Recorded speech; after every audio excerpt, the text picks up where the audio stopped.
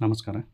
ಪ್ರವಾಹದ ಶಾಶ್ವತ ಪರಿಹಾರಕ್ಕಾಗಿ ಕಳೆದ ವಾರ ಪ್ರಕಾಶ್ ಹುಕ್ಕೇರಿ ಸರ್‌ರನ್ನ ಭೇಟಿಯಾಗಿದ್ವಿ. ಭೇಟಿಯಾಗಿ ಅವ್ರಿಗೆ ನಮಗಾಗಿರುವಂಥ ನುಕ್ಸಾನ್ ಬಗ್ಗೆ ಸ್ವಲ್ಪ ಲಾಸಸ್ ಬಗ್ಗೆ ಹೇಳಿದ್ವಿ. ಸೊ ಅದರಿಂದ ಭಾಳಷ್ಟು ಜನ ಕೇಳ್ತಾ ಇದ್ರು, ಏನು ಹೇಳಿದರು, ಏನಾಯಿತು ಅಂತ. ಸೊ ಪ್ರಕಾಶ್ ಹುಕ್ಕೇರಿ ಸಾಹೇಬ್ರಿಗೆ ನಾವು ಹೇಳಿದ್ವಿ, ಪ್ರತಿ ವರ್ಷ ನಾವು ಇಲ್ಲಾಂದ್ರೂ ಒಂದು 30,00,00,000 ತೆರಿಗೆ ರೂಪದಾಗ ಗೌರ್ಮೆಂಟ್‌ಗೆ ನಾವು ತೆರಿಗೆನ ಕಟ್ತಾ ಇದ್ದೀವಿ. ಸೊ ನೀವು ಸರ್ಕಾರಕ್ಕೆ ನಾವು ಏನು ಕೊಟ್ಟಿದ್ದೀವಲ್ಲ, ಅದರಿಂದ ಈ ವರ್ಷದ ನಷ್ಟ ಏನಾಗಿದೆಯಲ್ಲ, ನಮ್ಮ ಹಣದಲ್ಲಿ ನಮಗೆ ಸ್ವಲ್ಪ ವಾಪಸ್ ತಂದು ಕೊಡಿ ಅಂತ ಹೇಳಿದ್ವಿ. ಸೊ ಅವರು ಅದಕ್ಕೆ ನೀವು ಸರ್ಕಾರದ ಬಳಿ ಹೋಗ್ರಿ, ನೀವೇ ಕೇಳ್ರಿ ಡೈರೆಕ್ಟಾಗಿ, ಅದಕ್ಕೆ ನಾನು ಜವಾಬ್ದಾರನ ಅಲ್ಲ ಅಂತ ಹೇಳಿದರು. ಅದಕ್ಕಾಗಿ ಅವ್ರಿಗೆ ನಾವು ಹೇಳಿದ್ವಿ, ನಮ್ಮ ಜನರಿಗೆ ನೀವೇ ಸರ್ಕಾರದ ಪ್ರತಿನಿಧಿ ಅಥವಾ ಮತ್ತು ಭಾಳಷ್ಟು ಜನ ನಾವೇನು ತಿಳಿದೇವೆ ಅಂದ್ರೆ ನಮಗೆ ನೀವೇ ಸರ್ಕಾರ ಅಂತಲೇ ಹೇಳಿ ತಿಳ್ಕೊಂಡಿದ್ದೀವಿ, ಪರಿಗಣಿಸ್ತೀವಿ ಅಂತ ಹೇಳಿದ್ವಿ ಅವ್ರಿಗೆ. ಸೊ ಅದಕ್ಕೆ ಅವರು ಡೈರೆಕ್ಟಾಗಿ ಖಡಾಖಂಡಿತವಾಗಿ ಹೇಳಿದರು, ಇದು ನನ್ನ ಕಡೆಯಿಂದ ಸಾಧ್ಯ ಇಲ್ಲ.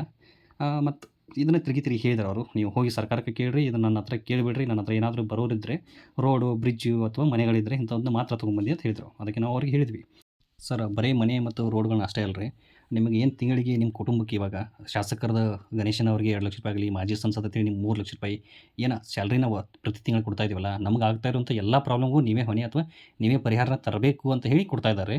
ಸೊ ಅದರಿಂದ ಇದನ್ನು ಪ್ರವಾಹಕ್ಕೆ ಒಂದು ಶಾಶ್ವತ ಪರಿಹಾರ ನೀವು ನಮ್ಗೆ ಕೊಡಲೇಬೇಕು ಅಂತ ಹೇಳಿದ್ದೀವಿ. ಸೊ ನೋಡೋಣ ಯಾವ ಥರ ಅವರು ಉತ್ತಮ ಬೆಂಬಲ ಕೊಡ್ತಾರಾ ಅಂತ ಹೇಳಿ ನಾವು ಕಾಯ್ತಾ ಇದ್ದೀವಿ. ಕಾದು ನೋಡಬೇಕು. ಮುಂದೆ ಬರೋ ದಿನಗಳಲ್ಲಿ ಮತ್ತೆ ಅವರಿಗೆ ಭೇಟಿಯಾಗಿ ಯಾವ ಥರ ಇದಕ್ಕೆ ಒಂದು ಶಾಶ್ವತ ಪರಿಹಾರ ಸಿಗಬಹುದು ಅಂತ ಹೇಳಿ ಮತ್ತೆ ಭೇಟಿಯಾಗಕ್ಕೆ ಪ್ರಯತ್ನ ಮಾಡ್ತೀವಿ. ಪ್ರವಾಹದಿಂದ ರೈತರಿಗೆ ಮತ್ತು ಜನಸಾಮಾನ್ಯರಿಗೆ ಮಾತ್ರ ಲಾಸಸ್ ಆಗುತ್ತೆ. ಗೌರ್ಮೆಂಟ್‌ಗೆ ಯಾವಾಗಲೂ ಪ್ರಾಫಿಟೇ ಆಗುತ್ತೆ ಅಥವಾ ಅವ್ರಿಗೆ ಹೆಚ್ಚಿನ ಟ್ಯಾಕ್ಸ್ ಕಲೆಕ್ಷನ್ನೇ ಆಗುತ್ತೆ ಅಂತ ಹೇಳಿ ಇಲ್ಲಿ ಕೆಲವೊಂದು ಡೀಟೇಲ್ಸ್‌ನ ಕೊಟ್ಟಿದ್ದೀನಿ. ನೀವೇ ಓದ್ಕೊಳ್ಳಿ. Thank you.